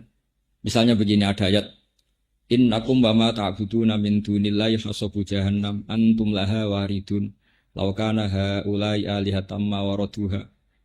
Padahal Allah jelas dawuh pakai ma. Ma itu li ghairil akil, untuk yang enggak punya akal. Innakum satamne sira kabeh wa ma lan barang. Mestine wa ma lan barang. Mestine lho ngene. Tak buduna kang nyembah sira kabeh min dunillah iku hasabu jahannam dadi rup-rupane neraka jahanam. Nah, orang-orang kafir itu tahu kalau Rasulullah itu sangat menghormati Nabi Isa, sangat menghormati Uzair. Karena ini nabi-nabi pilihan. Ibnu Zaba'rah datang di depan umum, ya Muhammad, baguslah kalau yang disembah masuk neraka. Enggak masalah, Mat. Sekalian bareng Isa, bareng Uzair. Karena kamu dan yang kamu sembah masuk neraka. Padahal Isa termasuk orang yang disembah. Kalau yang disembah masuk neraka berarti Isa masuk neraka. Mereka datang. Terus akhirnya dijawab sama Allah, innal ladzina sabaqat lahum minnal husna ulaika anha mubad. Jadi saya mohon sekali sama santri-santri di sini, apalagi di sini dinamakan hurufba. Ciri utama hurufba itu bada ad-dinu horiban wa sa'udu horiban kama bada fatuban apa? Ilmu ini sudah aneh. Dan yang melajari mungkin ya orang-orang aneh. Saya ini termasuk orang aneh. Yang melajari gitu kan tidak ada untungnya. Tapi ini penting, karena kalau kita tidak melajari huzuan, kamu nanti disoal oleh orang pakar-pakar balaghah, pakar-pakar lughat, nggak ada di kamus huzuan. Karena ini mahmus lam, haza'ah. Kufuan yang nggak ada, yang ada itu kafa'a, mahmus apa? Ini hanya lughat Quraisy. Kita harus menjawab itu lughat Quraisy. Yang orang Quraisy itu nggak bisa melafatkan apa? Hamzah. Sehingga ditahfidz sebenarnya kalau di ilmu safah. Makanya di fiilnya madi maupun mudhari ya pakai hamzah. Misalnya Allahu yastahzi'u, mustahzi'un. Pakai hamzah. Tapi khusus masdarnya ini pakai apa? Wawu dalam qiraat. Sehingga makanya kenapa kita dikatakan qiraatu Asim min riwayati Hafiz, karena Imam Asim punya murid namanya Syu'bah. Syu'bah itu sering balelo. Syu'bah itu ahli bahasa Arab. Dia itu sering enggak ngikuti gurunya, ikut sab'ah yang lain. Dia kalau baca ya kuf'an, hus'an, karena dia mikir kok pas ini milih ini. Pokoknya makanya beliau enggak identik dengan Imam Asim. Makanya jadi beliau itu muridnya Imam Asim tapi tidak identik dengan Imam siapa? Asim. Sehingga kita pakai itu Imam siapa? Hafiz. Karena dia yang setia, paham rapaham pokoknya anut. Tapi menurut saya ini bagus ya, memang tradisinya murid harus seperti itu. Tapi meskipun demikian, setelah itu kita mencari-cari kenapa sih husyuk. Ini penting karena tadi kita ini punya musuh orientalis itu banyak sekali, dan orientalis itu akan menghalalkan segala cara untuk menghambat Al-Quran. Bahkan Quran dari dulu sudah memaklumatkan wala yazidanna katsiran minhum ma unzila ilaika mir rabbika tughyanau wa kufra. Quran yang turun ke kamu Muhammad akan malah menambah mereka jadi kafir. Zaman dulu sudah ada kritikus Quran, misalnya gini, inna syajarataz zaqqum ta'amul asim kal muhli yaghli fil hudun ka ghalil hamim. Terus orang-orang kafir datang, Muhammad, apakah api itu bisa bakar pohon? Ya iya bisa. Kok aneh? Jarin rokok itu api, kok ana wite? Piye carane urip? Wong wit kok urip ning geni. Jadi orang kafir itu selalu nguntit. Jadi orang kafir itu belajar Quran, guys. Makanya dulu kalau di Indonesia ada senok horgonya sama ndak usah kaget. Dulu orang kafir itu ya belajar Quran sampai mereka bisa tanya, ya Muhammad begini-begini. Ada yang tanya lagi, Muhammad, kalau kambing mati itu yang membunuh siapa? Allah. Aneh mat agamamu, sing dipateni Allah langsung haram, sing lewat tangan manusia yang jahil malah halal. Harusnya yang dipateni Allah langsung orisinil, harusnya lebih. Lah Nabi itu orang baik. Andai kan jangan Nabi sampeyan gampang, panganan dhewe. Tapi Nabi itu orang baik, gak mungkin menghentikan seperti itu. Nah itu yang disebut wa inna syayatina la yukhuna ila awliyaihim liyujadilukum. Setan-setan ini selalu memberi inspirasi sama orang-orang kafir supaya selalu mendebat Quran. Disebut wa kadzalika ja'alna likulli nabiyyin aduwan syayatinal insi wal jinni yuhi ba'duhum ila ba'din zukhrufal qawli Saya pernah punya santri itu orang Belanda tapi sudah masuk Islam. Dia peneliti Islam. Pernah tanya gini, Pak Bahak, saya ini sudah masuk Islam. Saya ini orang Barat kan. Tapi saya itu nggak bisa menjawab ketika ada pertanyaan, kenapa sih orang Islam kalau perang menang, kemudian perempuan-perempuan kafir ini ditawan jadi amat. Kemudian itu milik para sahabat. Itu kan melanggar hak asasi manusia. Itu mesti begitu, karena tadi yuhi ba'duhum ila ba'din zukhrufal qawli Mereka saling memberi spirit untuk mengkaburkan Islam. Begitu juga kalau kita perang menang, itu kan alat-alat perangnya orang kafir kan kita pakai, kita sita. Hartanya juga kita sita. Singkat cerita, karena dia sudah bisa bahasa Indonesia, terus sering diskusi sama saya, sering ngaji saya, tak ceritain. Pak, kalau ada penjahat, maling ke kamu, garong ke kamu, punya senjata api, kamu kembalikan apa kamu sita? Ya saya sita Pak. Kalau tak kembalikan jadi dipakai garong lagi. Sama, kalau alatnya orang kafir, perang mbek Nabi bar dibalekno. Jadi gue perang meneh dan terima. Dia tanya, kalau perempuan tuh alat produksi. Kalau perempuan setelah kalah perang zaman Nabi loh ya, jangan sekarang sama terus nangkepi enggak itu. Bisa ditangkap Pak Jokowi zaman. Nah ini zaman Nabi. Orang-orang perempuan ini kan kalau perang kalah. Kalau dulu kan jadi amat. Kalau amat itu nanti ya amat. Nanti akadnya itu diganti oleh penunjukan pemimpin. Jadi misalnya Sri dapat Zaid, berarti itu pengganti akad. Disebut napa? Yang di Quran misalnya apa? Illa ala azwajihim aw ma malakat aymanu. Jadi dulu itu perempuan yang halal di dunia kan hanya dua. Satu itu istri, dua itu amat. Amat itu tawanan perang yang ditunjuk oleh imam, itu milik kamu. Lah penunjukan imam ini pengganti apa? Akad. Sekarang kalau perempuan ini dikembalikan ke orang kafir, kemudian dikeloni orang kafir, memproduksi orang kafir apa enggak? Tapi kalau nanti yang ngumpul itu santri, nanti yang produksi umat Islam. Dia akhirnya nerima. Jadi perempuan ini alat reproduksi. Nah ini namanya hujjah. Kita harus punya kemampuan hujjah untuk menjelaskan orang-orang yang mengkambing hitamkan apa Makanya ketika ada ulama-ulama, ini kalau baca di beberapa kitab, semua syariat yang masuk akal dalam kehidupan, pasti semua syariat itu melakukan selang-seling. Misalnya sampean sekarang saya tanya, orang kafir itu punya uang tuh lewat apa coba? Kadang lewat punya narkoba, kadang jual beli babi, jual beli anjing. Pokoknya lewat riba, lewat transaksi yang haram enggak? Rata-rata lewat transaksi yang haram. Logikanya hartanya orang kafir itu ya haram karena mendapatkannya lewat sesuatu yang haram. Sehingga ghanimah itu diharamkan Allah untuk nabi-nabi sebelum Rasulullah. Makanya Nabi pernah ngendikan, saya ini jadi nabi punya ciri khas. Dulu ghanimah itu haram untuk nabi-nabi sebelum saya, tapi ke era saya itu halal. Sampai ada ayat fakulu mimma ghanimtum menapa? Halalan thayyib. Logikanya gampang begini. Meskipun sampean jangan melakukan ini, saya fatwa betul jangan melakukan ini. Logikanya gampang. Logika ghanimah ini karena dulu miliknya orang kafir dari transaksi yang haram, maka logikanya haram. Dan itu dipraktekkan oleh nabi-nabi sebelum Rasulullah. Semuanya enggak mau makan ghanimah.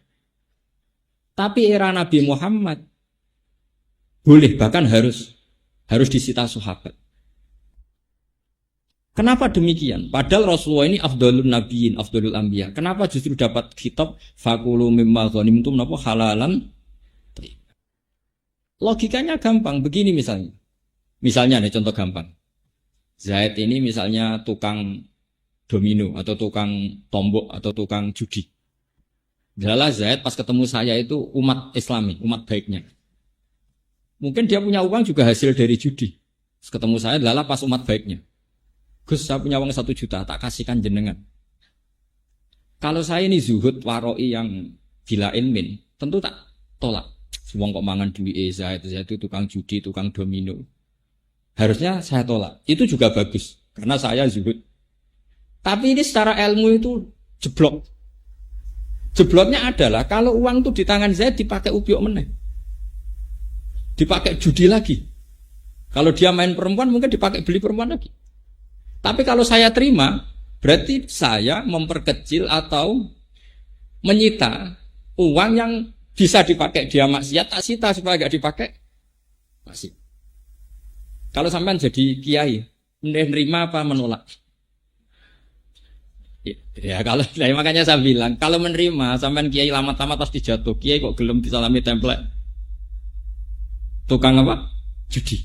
Tapi kalau sampean tolak dan terus Zaid ngomong gini sama teman-temannya, mau tak kena kiai ra gelem, oh tak nggo judi meneh. Piye-piye digo judi meneh iku mergo sampean tolak. Coba kalau uang itu dalam penguasaan Anda.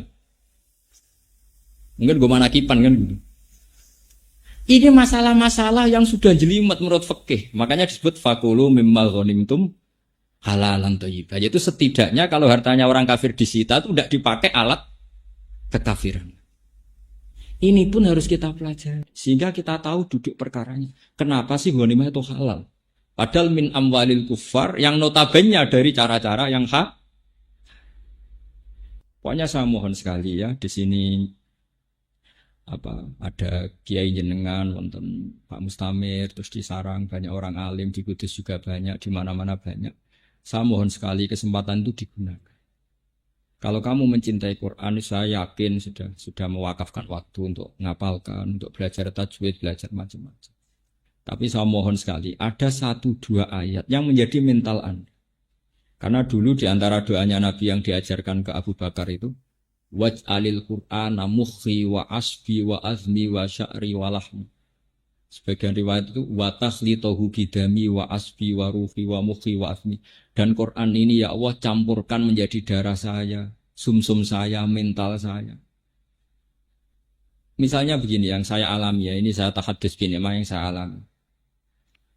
Misalnya ada ayat qul bi fadlillah wa bi rahmati fa bidzalika falyafrah. atas nama fadlnya Allah, rahmatnya Allah, kamu itu yang senang. Saya itu belum pernah sholat tidak senang. Karena logikanya gampang. Orang sampai maksiat melihat dangdutan itu ya cari senang. Orang sampai demenan ya cari senang. Orang maksiat tuh rata-rata cari senang. Quran tahu kalau orang maksiat tuh cari senang. Makanya Quran bilang, kalau kamu jadi orang baik ya senang. Sehingga kalau kamu sudah senang, nggak ingin cari senang yang lewat maksiat. Ini penting saya utarakan. Sehingga orang-orang alim dulu itu kalau nazuman, kalau bersyair, itu ya kayak yang dilakukan Habib Syed. Laula kaya zinatal wujudi matoba aisi wala wujudi wala taron namtu fi sholati wala ruku'i wala sujudi. Andekan ndak ajaranmu ya Rasulullah, saya tidak akan hidup itu bahagia. Wala taron namtu fi sholatin, saya ndak akan nyanyi-nyanyi dalam sholat saya. Taron nam itu nyanyi-nyanyi kecil. Tidak usah dipraktekkan, nanti sholat kamu batal. Yang penting taron itu seneng banget sampai kayak agak-agak nyanyi. Wala ruku itu kalau sholat itu seneng sekali. Caranya seneng gimana? Dilatih. Lah pelatihan ini yang diajarkan Imam Ghazali. Misalnya begini, Imam Ghazali kalau ngelatih itu sederhana sekali. Kalau kamu punya masalah banyak, utang banyak, nggak ada orang yang percaya, semua ada masalah. Datang saja kamu ke kuburan. Ini kata Imam Ghazali dalam kitab Ihya. Terus kamu bilang gini. Ya Allah, semua yang mati ini itu ingin kembali ke dunia. Hanya karena ingin sujud kepadamu ya Allah. Semua ingin kembali ke dunia karena ingin melafadzkan la ilaha illallah Muhammadur Rasulullah. Dan saya masih di dunia. Coba, andai kan orang Fir'aun, semua orang kafir yang mati di seluruh dunia. Mintanya dikembalikan ke dunia itu ingin melafadzkan apa? La ilaha illallah Muhammadur Rasulullah. Dan kita masih di dunia. Sehingga terus kita merasa nikmat ketika kita sujud nikmat. Ya Allah, sujud ini yang akan menyelamatkan saya dari neraka. Sujud ini ya Allah, kenangan terbaik saya saat saya nanti di akhirat. Lalu akhirnya sempurna. Alhamdulillah Gusti, ketika orang lain nikmati maksiat, saya nikmati sujud ini. Alhamdulillah ya Allah, jenengan sangoni kula mbek sujud. Wah, akhirnya asik. Sajadalaka wajhi wa sam'i wa basori. Terus. Akhirnya nikmati betul. Nah kalau orang sudah asik seperti ini akan jauh dari maksiat bukan karena terpaksa, karena sudah asik dengan kebenaran. Itu disebut qul bi fadlillah wa bi rahmatihi fa bidzalika falyafrahu. Ini solusi. Nah yang saya inginkan di sini adalah kamu punya kebenaran itu kebenaran yang solutif. Makanya saya mohon sekali teman-teman muslim yang politik isniyati ada syaukatus sholeh ala zalim. Barokahnya ada partai-partai Islam, banyak umat Islam yang ngatur perda. Ono Satpol PP bedagi lonte, bedagi penyakit masyarakat. Coba kalau yang mimpin mereka, sesuai sing soleh sing dibedagi. Kayak Islam di Thailand yang Jumatan dibedagi, yang di Rohingya itu Myanmar itu. Barokahnya kiai-kiai politik, alhamdulillah. Meskipun sampean ndak harus ikut politik, ngerti logikanya. Mosok Mbah Hasim derek Masumi ora ngerti, Mbah Mun derek P3, Pak Mustamir mboten ngerti, mesti perso. An ilmin, semuanya itu karena ilmu. Meskipun Anda tidak harus ikut karena Anda tidak bakat atau orang bakal dadi lah cara nyalon. Tapi sementing ngerti logikanya sehingga gampang husnudzon sama orang-orang soleh. Nah ini menurut saya semua ilmu itu sampai bayina. Itu hatta ta'tiyahumul apa? Jangan sampai ilmu itu lamat-lamat. Bahaya kalau ilmu lamat-lamat. Nanti tidak punya kekuatan hujjah. Nah, ilmu yang bisa mengalahkan kebatilan adalah ilmu yang diceritakan di Quran tadi. Bal naqdhifu bil haqqi 'alal batil mesti fayadmahu fa idza huwa zahiq. Kayak tadi. Ketika Isa disifati tukang makan, kana yakulani to'a. Wah, itu nangis semua sudah. Aku mau didolani pengiran, alhamdulillah iso nyogati. Mau malah tak bontoti ketok seneng. Paling tinggal sahur. Kowe gelem di pengiran sing sifatnya seperti itu. Oh naif kan. Artinya apa? Kalau nanti ada sekolah perbandingan agama, kemudian mereka baca Quran, di situ ada kenaifan-kenaifan, ironis-ironis, di mana selain Allah itu nggak mungkin jadi Tuhan, mereka rata-rata masuk Islam. Makanya Anggerono belajar Islamologi, pendeta-pendeta, biarawati banyak yang masuk Islam karena logika Quran itu nggak akan terkalahkan. Pasti balnab lifu bil hakti alal batil mesti fayadmahu mesti faidahu anapa. Makanya masyhur itu dalam guyonan-guyonan, yaitu anekdot tapi ya harus penting. Jadi ada orang Nasrani itu peneliti Islam. Katanya Muhammad kekasih Allah, kok perang Uhud kalah? Masa kekasihnya dikasih kalah? Jadi yang Islam pinter. Tuhan punya watak gitu. Melihat anaknya disalib ya dibiarin. Itu kan kuat. Karena menurut Nasrani itu Yesus itu anak Tuhan dan menurut mereka mati di salib. Akhirnya asem. ini hujah. Ya hujah memang mulai dulu seperti itu. Ya kayak tadi. Rabbukum wa rabbu abaikumul awalin. Nabi Ibrahim kalau debat itu ya juga enggak sopan-sopan amat. Memang debat itu butuh enggak sopan. Masyhur itu. Jadi di hari Lebaran, hari pesta itu semuanya keberangkatan. Singkat cerita pas waya makan-makan, semuanya dihancurin sama Nabi Ibrahim kecuali patung yang paling besar. Singkat cerita terus mereka tanya, siapa yang melakukan ini? Kata mereka, qalu sami'na fata yazkuruhum yuqalu lahu napa? Paling Ibrahim sing biasa ngenyek berhala Ibrahim dipanggil. Kamu yang melakukan ini. Jadi Ibrahim tanya sama yang bawa petel. Jadi ketuane, wong kok goblok gitu, wis ngerti ra iso omong pernah kok iki. Itu yang mereka goblok-goblok Nabi Ibrahim. Wong kok goblok iki. Fas'aluhum in kanu yantikun. Faraja'u ila anfusihim faqalu innakum antumud kowe dolim mupro pernah kok karwan ra iso omong. Nabi Ibrahim, uffil lakum wa lima ta'buduna min dunillah. Nah aku nakoki berhala goblok, kowe luwih goblok, berhala kok mbok sembah. Ya kayak tadi. Kalau kamu punya budak, abdam mamlukan, budak itu kan tidak penting, pembantu itu tidak penting, itu saja kamu nggak mau. Yang jenis layak qadiru ala syai'i wa huwa kallun ala maula. Wis ra iso popong repotno, aina ma yuwajjihu layati bi khair di arahno piye ra iso penting, ra iso positif, ra iso manfaat. Nak pembantu wae harus yang cakep. Kok pangeran malah ora cakep? Itu terus piye? Akhirnya mereka do masuk napa Islam. Makanya Quran ditutup alhamdulillah. Setiap membuat tamsil itu Quran menutup alhamdulillah.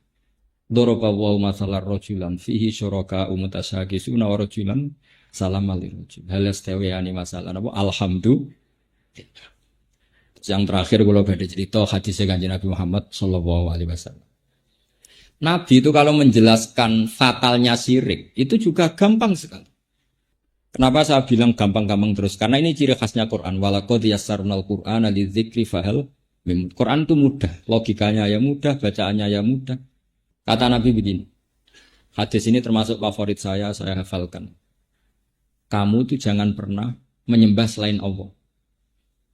Masalu dzalika masalu rajulin ishtara 'abdan min khalisi mali biwaridin aw dhahabin.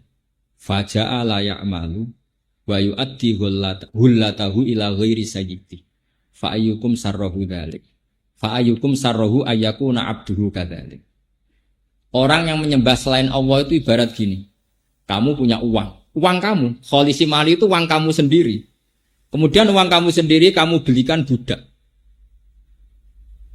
atau pembantu. Kalau sekarang mungkin nggak ada budak, kamu bayari, kamu yang gaji, kemudian budak ini bekerja untuk orang lain. Hasilnya juga dikasihkan orang. Misalnya kayak bayar pembantu, bareng ngono nyetrikakno wong liya, nyapu omahe wong liya, nyupiri mobil wong liya, gak tahu setor sampean, aneh kan? Terus kata orang-orang kafir, oh nah aku dibudak ngono mata gecek. Lah iya, terus Allah bilang gini, terus Kanjeng Nabi diwawah ngeten, Allah iku pangeranem sing rumat kowe. Sing ngekeki kowe dhuwit, ngekeki rezeki, ngekeki lemah, ngekeki tanah, ngekeki banyu, ngekeki fasilitas. Terus kue orang nyembah sing ngekeki, nyembah wong liya. Sadar iya. Itu jadi kan, lah iya kamu itu beli budak kemudian bekerja untuk orang lain, mangkel enggak? Mangkel. Karena kamu merasa yang beri, saya yang memberi kok. Sama. Pangeranmu sing gawe bumi, gawe langit, gawe fasilitas untuk Anda semua. Kemudian Anda menyembah selain Allah. Itu fair enggak? Enggak fair Muhammad. Alhamdulillah. Mereka akhirnya masuk napa? Jadi kalau suwon di antara sifat Quran ku wal kitabil mubin, demi kitab sing punya kemampuan menjelaskan. Al mubin itu menjelaskan. Sehingga kebenaran sesulit apapun kalau dijelaskan itu menjadi jelas. Nah, menjadi jelas disebut bal huwa ayatum bayyinatun fi suduril ladzina utul ilm. Quran adalah ayat yang begitu jelas kebenarannya di dadanya orang-orang yang punya apa? Makanya saya ini senang sekali kalau aja apa diceritani wonten putrane Pak Mustamir tentang Mesir, tentang Saram. Sedanten iki harus menjadi turunan sing zuriyatam ba'duhan apa? Karena syaraful aba itu bisyarafil abna. Jadi kalau di Jawa itu salah adat. Sebenarnya mulyane wong tua karek mulyane anak. Jangan dibalik. Bapaknya kiai alim, anaknya katut mulya tapi ora kepengin alim, itu salah. Saya bayangkan, andekan Mbah Zubair itu tidak punya putra Mbah Mun. Mungkin orang sudah tidak bakas Mbah Zubair. Gara-gara punya putra Mbah Mun, orang bakas siapa? Mbah Zubair. Makanya kalau ingin anak orang tua mulia itu anaknya harus mulia, cucunya mulia, pasti dibahas lagi. Anak isopo ya kok mulia. Terus kata orang-orang bijak, kama tasyarrofa bi Muhammadin Adnan. Andaikan tidak ada Rasulullah Muhammad sallallahu alaihi wasallam, orang bakas Sayyid Adnan enggak kan? Orang bakas Abdul Muthalib enggak kan? Justru orang bakas mbah-mbahnya ini karena ada cucunya yang bernama Rasulullah Muhammad sallallahu alaihi wasallam. Makanya banyak orang alim yang hilang sejarahnya gara-gara zurianya sudah tidak alim. Cara bapak riyen kepaten obor. Makanya kamu harus senang kalau ada guru-guru kita yang anaknya masih mondok, masih ngaji. Karena ini ciri khas orang baik. Ciri khas orang baik itu musalsal. Makanya nabi-nabi dulu kalau gak punya anak itu susahnya bukan main. Fahab li min ladunka waliya yarithuni wa yarithu min ali apa? Ya. Ini penting saya utarakan karena saya itu merasakan betul. Misalnya begini ya, rata-rata silsilah di Jawa itu kan lewat Mbah Mahfud Termas. Itu kita gampang sekali mendapat silsilah itu karena ada murid nasab, murid sebab, ada murid nasab. Itu tadi. Kenapa kita dekat sekali dengan kitab yang bernama Ithaf, syaratnya Ihya? Karena Mbah Mahfud itu punya abah namanya Mbah Abdullah. Mbah Abdullah punya abah namanya Mbah Abdul Manan. Itu ngaji sama Said Zabidi yang nyari kitab apa? Ihya. Begitu juga kitab I'anatul Thalibin. Kenapa banyak di Indonesia? Dulu Mbah Mahfud tuh ngaji sama yang ngarang I'anatul Thalibin. Mbah Mahfud gurunya Mbah Hasyim Asy'ari. Mbah Hasyim punya murid Mbah Karim. Mbah Karim di antara muridnya Mbah Maimun. Jadi dekat sekali kita dengan guru-guru kita. Begitu juga sanad-sanad Quran. Misalnya Pak Mustamir ngaji Mbah Arwani ngaji Mbah Munawir. Mbah Munawir itu ya murid ya teman dekatnya Mbah Mahfud. Ketika Mbah Mahfud kabundut punya putra namanya Muhammad masih kecil, dibawa Mbah Munawir ke Jogja. Singkat cerita terus nikah sama orang Betengan, terus punya putra Ki Harir, sekarang punya putra Gus Muhammad. Ini sanad. Nah, lagi-lagi kenapa saya menerangkan sanad? Orang Thariqah itu orang yang fanatik guru. Kenapa fanatik guru? Karena ketika kebenaran disifati Allah itu menyebut orang. Yaitu ihdinas siratal mustaqim. Siratal mustaqim itu apa? Siratal ladzina. Makanya kata Mbah Mun, kata Bapak, wong kudu hormat gurune. Kowe misale nyontoni salat, kowe apa nyonto sapa? Nyonto Allah. Enggak bisa. Tetap nyonto guru. Makanya kebenaran itu siapa? Kebenaran adalah ngikuti siratal ladzina. Jika kebenaran butuh master. Masternya siapa? Ya guru-guru kita. Tapi sekarang enggak. Di beberapa kampus tuh kalau orang belajar kebenaran lewat textbook, lewat buku. Dia baca buku ekstremis jadi ekstremis, baca buku liberal jadi apa? Tidak punya guru. Makanya ini yang diancam manta alama bila sehin fasehu. Setan belajar tanpa guru-gurunya setan karena nggak punya master. Nggak boleh. Nah itu pentingnya dalil. Ketika Allah cerita as-siratal mustaqim, syaratnya adalah siratal ladzina an'amta. Jalannya orang yang engkau kasih nikmat. Berarti manusia, yaitu guru-guru kita. Supaya kita hormat sama guru-guru. Terus mereka ulama mengatakan begini, walau lamu rabbi lama arafna rabbi. Umpama ora ono sing didik aku, ya aku ora pangeran. Sehingga terus ada ilah hadratin nabi sampai wa masaihina wa masaisyukina. Tapi sekarang oleh orang-orang salafi seperti ini dibid'ahkan. Bid'ah. Sidi-sidi bid'ah gak ono hadis. Ya ora mungkin lho nabi kok mari hadis ilah hadratin Mbak Arwani. Nabi ora menangi Mbak Arwani. Bocah kok sembrono.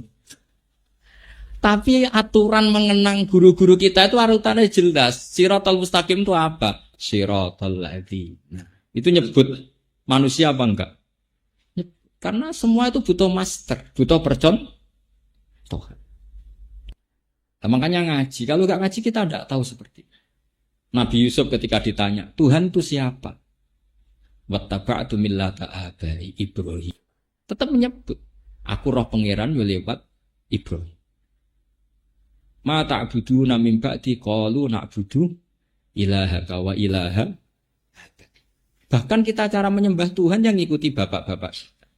Misalnya saya cara mencintai Quran, ya anut bapak saya. Bapak saya mungkin anut guru-guru saya. Pulau jenengan mungkin anut siapa yang kita cintai. Meskipun tentu kita tidak pernah sempurna. Tapi kudu ono sing dinut. Karena syaratnya siratal mustaqim itu siratal ladzina. Nah ini kan jelas nyebut ladzina. Enggak ada siratal daftar atau siratal buku itu enggak ada. Nah sekarang enggak. Orang sudah temperamental baca buku ekstremis, kafir, tauhid, bom. Kalau orang kafir itu untuk dibunuh, Nabi itu kombinasinya enggak sama malaikat Jibril, sama Israel sekalian. Ngapain dikawal Jibril kalau motivasi dakwah Islam itu untuk membunuh? Jadi Nabi dikawal Israel, wong kafir dibari, terus pensiun bar. Gak perlu menerangkan hujah, gak perlu menerangkan logika, gak perlu menerangkan betul.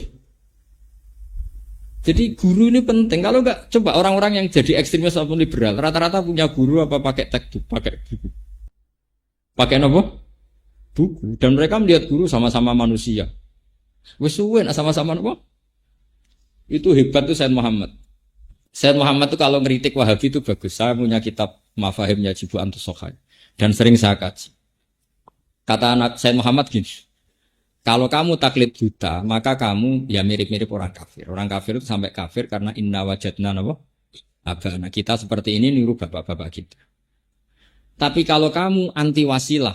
Kalau orang Islam berdoa kan. Allahumma bihaqi rasulillah mustafa. Ya Rabbi bil mustafa balil maqasidah. Alasan orang-orang Wahabi, kamu gak usah wasilah. Nabi juga manusia. Wali-wali juga manusia. Kata Said Muhammad, dulu di antara ciri khas orang kafir adalah kalau ngomentari Nabi adalah in antum illa basyarum misluna. Kamu juga manusia seperti kita. Itu hebat. Jadi kita didikiring, kowe aja geman dadi anti wasilah. Mergo komentar Nabi juga manusia, kiai juga. Dulu orang kafir kalau benci Nabi komentar apa? Hei para Nabi, kamu juga manusia seperti kita. Nah dengan tradisi menghormati guru di atas rata-rata, berarti kamu keluar dari tradisi orang kafir. Paham sih kalau maksud? Makanya Pulau Suwon ini mungkin apa? Pulau Suwon sekali, terus Pulau senang sangat, sakit belajar bersama sama jenengan. Yang penting setelah hafal itu saya mohon sekali ini pesanin Nabi bahwa balighu anni walau ayat. Terus ada ayat 2 ayat yang jadi malakah kamu, jadi watak. Misalnya kalau kamu ingin lomo sakhok, punya pokoknya orang baik itu yang wa mimma razaqnahum yunfiqun. Memberi bukan diberi. Setidaknya kamu berusaha. Meskipun saya hafid, meskipun apa ya punya mental memberi. Jangan ngandalo payu semaan itu. Ya kan saya itu sering logikanya gampang. Meskipun prakteknya kamu diberi gak apa-apa itu dari Allah. Tapi yang penting mental kita itu yunfik, ingin soal prakteknya diberi gak apa-apa itu haknya Allah. Jadi dilatih semua yang dikatakan Allah itu jadi mental kita. Lho kula niku jujur mawon ya. Saya mencintai Quran itu macam-macam, termasuk saya itu neliti Rasul Utsman. Kenapa saya teliti? Karena tadi kalau nanti kita tidak diteliti, kemudian sekarang banyak kamus asriyah. Kamus modern itu sudah yang ngarang rata-rata ada alim, sehingga gak memasukkan madatul kalimah huzuan. Karena taunya mereka huzuan, atau huz'an, kuf'an atau kufu'an. Selama-lama orang bilang, huzuan itu gak ada dalam bahasa Arab. Terus orang iskal dengan Quran. Kita harus ngomong terus, seperti kitab Itqan. Kitab Itqan karangannya Imam Suyuti, kemudian diringkes oleh abahnya Said Muhammad, namanya Zubdatul Itqan. Oleh Said Muhammad diringkes lagi namanya Al-Qawaid Al-Asasiyah fi Ulumil Quran. Itu di situ diterangkan silsilah bahasa Quraisy. Kalau ndak nanti orang menuduh Quran ini nggak ada. Itu repot. Itu kan seperti begini ya, saya contohkan. Ada orang latihan nahwu. Tanya ke saya, Gus, kenapa di Quran tuh wakanat minal qonitin? Kan nggak boleh wakanat minas solihin, harusnya kan wakanat ya minas solihat. Karena ini perempuan harusnya wakanat minas solihat, nggak boleh kok wakanat minas solihin. Tapi di Quran ada wakanat minal qonitin. Itu kan perempuan terus minal qonitin. Terus saya bilang begini, kamu itu ngajinya tidak banyak. Kecangkeman tapi ngajinya rakeh. Dalam bahasa Arab tuh begini loh ya. Perempuan itu domainnya innaha, betul. Itu sebagai perempuan. Tapi perempuan itu kalau dalam bahasa Arab bisa dikatakan man. Saya ulang lagi ya. Ada tamu perempuan datang ke kamu. Boleh nggak kamu bilang ini? Ja'a ro'a itu misalnya man ja'a. Boleh nggak? Boleh. Karena man itu bisa untuk lelaki, bisa untuk. Sekarang kaum. Kaum juga iya. Innaha kanas min qaumin kafirin. Perempuan itu termasuk kaum enggak? Termasuk. Makanya kalau wakanas minal qonitin wakanat minal qaumi sing al qonitin. Karena perempuan termasuk apa? Kaum. Saya ulang lagi, misalnya gini. Sayyidah Khadijah itu perempuan apa lelaki? Enggak, jawab saja. Perempuan. Di semua riwayat ketika Nabi ketakutan setelah ketemu malaikat Jibril, Sayyidah Nabi bilangnya apa? Dathiruni, zammiluni. Itu pakai khitab mudzakkar. Coba, if'alu itu mufrad apa mudzakkar? Mudzakkar jamak kan? Karena apa? Nabi tahu Khadijah itu perempuan, tapi statusnya al-ahlu, keluarga. Nah dengan status keluarga ini beliau itu domirnya jamak mudzakkar, sehingga Nabi bilang dassiruni, zammiluni. Hei keluargaku, aku kemuli. Andai kan Nabi melihat beliau statusnya perempuan kan dassirini, zammilini, if'ali, idribi. Ini juga harus kita ngomong, harus ada orang yang spesialis meneliti sorof seperti ini. Karena nanti kalau ndak dikira wakanas minal qonitin itu ndak fasohah, karena harusnya wakanas minal qonitin. Itu pun harus ada yang ngomong. Meskipun ndak semua orang ahli, tentu semua orang nggak sempurna. Saya pun ndak sempurna dan ndak akan pernah sempurna. Tapi ngomong, setidaknya ini nanti dicatat, ada yang rekam, ada yang nyatat. Terus eling. Oh ternyata dalam domir seperti Nabi dan para sahabat kalau nyolati mayat perempuan pun bilang hu, Allahumma firlahu wa afi wa fu'ad, itu dibajuri. Karena hu itu artinya mayat. Mayat itu yashmalu dzakar wal un atau bi iradatil mayat awi syakhsi. Di Quran juga sama. Di Quran itu semua perintah umum domirnya itu mudzakkar. Misalnya innalladzina amanu, innalladzina kafaru. Terus misalnya, mau aku nggak masuk, itu kan ladina kan untuk mudzakkar, kafaru mudzakkar. Saya perempuan enggak. Harusnya innallahi kafarna, innallahi amanna. Ya Quran berarti harus dua kali semua dong. Hudal lil muttaqin, hudal lil muttaq. Apa? Muttaqin. Muttaqiyat ya berarti apa? Terus diulang lagi.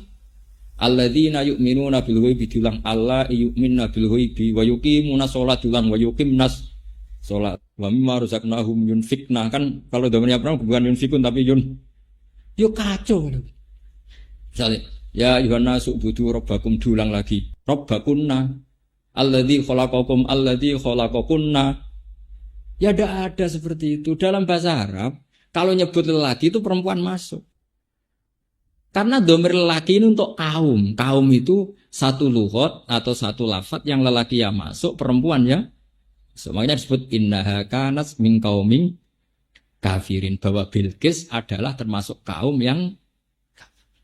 Ini perlu saya katakan karena tadi apapun kontribusi Anda, entah lewat istiqomah kados Pak Mustamir, nopo lewat membolehkan anak-anak kuliah ngapalkan Quran, ini semuanya itu ijtihad. Ada yang bodoh Quran nggak terima anak sekolah biar fokus, ada yang nerima, wong kepengen ngapal kok ora oleh, ada yang setengah nerima setengah enggak lewat seleksi, semacam-macam. Sementing itu tidak hadzun nafsi. Semua itu dielain apa? Kalimat. Saya sekarang sedang menulis Muskilu I'rabil Quran. Saya punya kitab karangannya Abu Thalib Al-Makki. Namanya Muskilu I'rabil Quran. Sesuatu yang mengiskalkan dalam i'rabnya Quran. Termasuk menjawab seperti itu. Tujuannya apa? Biar nanti orang orientalis. Sekarang itu kan Quran dikaji di McGill di mana-mana. Mereka nanti bisa ngomong. Quran katanya umum, ternyata semua domirnya mudzakkar. Alladzina yu'minuna bil ghaibi. Lalu yang perempuan masuk di mana? Repot. Tapi lewat ngaji-ngaji ilmu balaghah kamu tahu. Ya, saya ulang lagi ya, lelaki atau perempuan namanya kaum. Baila adin akhum huda, kaum ad misalnya. Kaum itu umum. Lah umum ini domirnya lelaki. Berarti kalau bilang domir lelaki adalah yasmalu dzakar napa wal. Ya, kalau nyuwun ngapunten ingkang kathah, billahi taufiq hidayah. Assalamualaikum warahmatullahi wabarakatuh.